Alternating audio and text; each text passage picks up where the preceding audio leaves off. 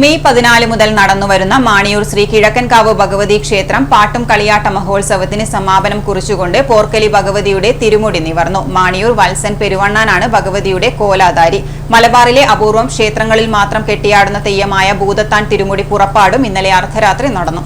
പയ്യാവൂർ അനീഷ് പെരുവണ്ണാനാണ് ഭൂതത്താൻ തിരുമുടിയുടെ കോലധാരി. ചടങ്ങിന് സാക്ഷ്യം വഹിക്കാൻ നിരവധി ഭക്തജനങ്ങളാണ് ക്ഷേത്രസന്നിധിയിൽ എത്തിച്ചേർന്നത്.